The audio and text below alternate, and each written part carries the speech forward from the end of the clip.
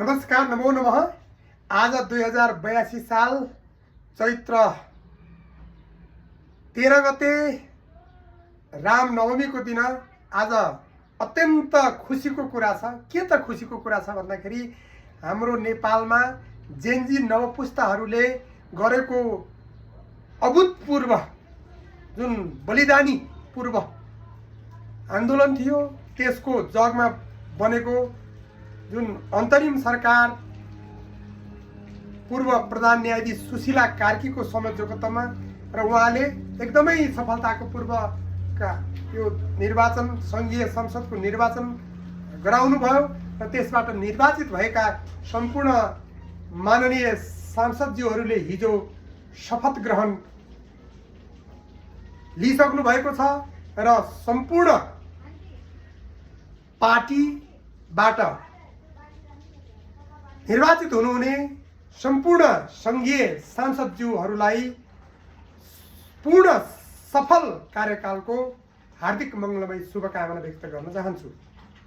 आदरणीय महानुभावहरू, जुनसुकै दलको भए पनि, जुनसुकै पार्टीको भए पनि, जुनसुकै विचारधाराको भए पनि, यो नेपालमा जब 5 वर्षको लागि निर्वाचित भएपछि उहाँहरू सम्पूर्ण माननीय सदस्यज्यूहरू यो नेपाल राष्ट्रको यो चाहिँ विभिन्न प्रकारका कानुन निर्माण गर्ने, संविधानलाई चाहिँ फेरबदल गर्ने के कस्तो हुन्छ, सहमति अनुसार नेपाल राष्ट्रको उन्नयनको लागि, परराष्ट्र नीतिको लागि, राष्ट्रको समुन्नतिको लागि, आर्थिक उन्नतिको लागि उहाँहरू पक्कै पनि कुनै पनि पक्षधर नलिकन निष्पक्ष भएर देशको उन्नयनको लागि, समाजको उत्थानको लागि, विकासको लागि लाग्नुहुनेछ भन्ने हामी पूर्ण विश्वस्त छौँ, विश्वास गर्दछौँ।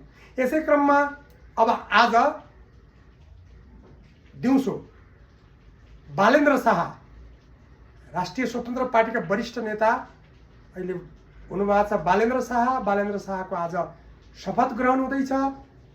राष्ट्रपतिज्यूबाट उहाँले शपथ ग्रहण गर्नुहुनेछ।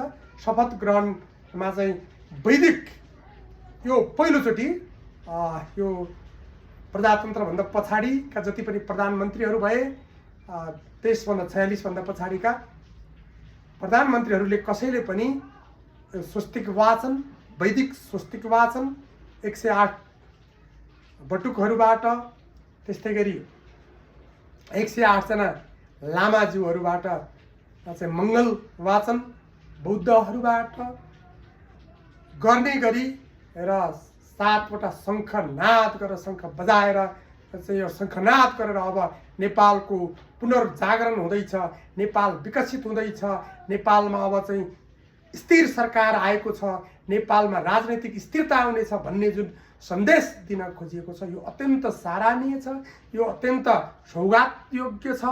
किन भन्दाखेरि नेपाल भनेको हिन्दू, बौद्ध, जैन, बोन, किराँत, प्रकृति पूजकहरूको उद्गम स्थल हो। यो चाहिँ सनातन धर्मले चाहिँ भरिपूर्ण देश हो, जहाँ 2072 सालको संविधानमा पनि लेखिएको छ धर्मनिरपेक्ष भन्नाले वैदिक सनातन धर्म संस्कृति संस्कारको संरक्षण प्रवर्धन गर्दै सम्पूर्ण धर्मलाई चाहिँ सम्मान गर्ने भनेर लेखिएको छ। त्यसैले यो आफ्नो कुला धर्म कसैले पनि काहीँ पनि कुनै पनि परिस्थितिमा छोड्नु हुँदैन भन्ने सन्देश हो। र यो मात्र होइन, नेपालमा अब यसपछि धार्मिक पर्यटनको वैरो पनि लाग्न सक्छ। सम्पूर्ण विश्वभरिका चाहिँ नेता, अभिनेता, सम्पूर्ण विश्वभरिका राजनेता, सम्पूर्ण विश्वभरिका प्रधानमन्त्रीहरूको पनि ध्यान खिचिएको छ। ओहो, कस्तो हो यो, कस्तो प्रकारको चाहिँ यो रीतिथिति हो, कस्तो प्रकारको संस्कार हो भनेर आफ्नो संस्कार, आफ्नो संस्कृति, आफ्नो परम्परालाई सदैव अक्षुण्ण अविच्छिन्न अगाडि बढाउनुपर्छ। यो नचाहिँदो कसैले पनि अपवाह फैलाउनु अथवा बिना तर्कको त्यो चाहिँ कुरा काट्नु, विरोध गर्नु हुँदैन। यसलाई सम्पूर्ण हामी 3 करोड नेपालीहरूको गौरवको कुरा हो। यो चाहिँ गौरवमय कुरा हो, जुन चाहिँ पुनर्जागरण जागृत हुँदैछ।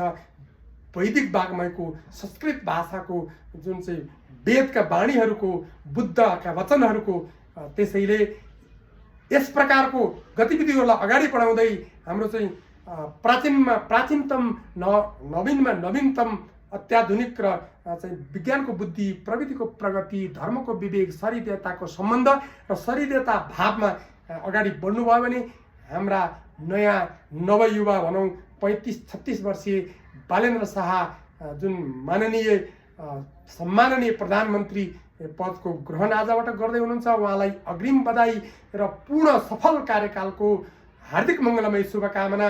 कसैले पनि बीचमा खिचातानी नगरोस्, काहीँ पनि अप्ठ्यारो बाधा नपरोस् र निर्विघ्न तरिकाले नेपाल राष्ट्रको उन्नयनको लागि र 5 वर्षभित्रमा नेपाल पूर्ण विकसित होस् भन्ने भावका साथ म हार्दिक मङ्गलमय शुभकामना व्यक्त गर्दछु।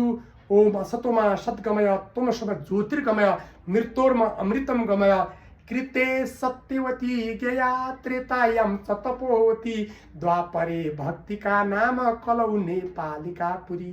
नेपाल आमा जुन सत्ययुगमा सत्यवती, त्रेतायुगमा मधुबन, द्वापर युगमा भक्ति क्षेत्र र कलियुगमा नेपाल आमाले चिनिने यस नेपाललाई अब पुनर्जागृत गर्नुपर्छ, नेपालको पुनः उत्थान गर्नुपर्छ र नेपालको चाहिँ सबै चारै क्षेत्र जुन राज्यतन्त्र, अर्थतन्त्र, शिक्षातन्त्र र धर्म संस्कार संस्कृतिलाई पुनर्जागृत गर्नुपर्छ भन्दै मेरा भनाइहरूलाई यही अन्त्य गर्छु। हस्त नमस्कार, नमो नमः।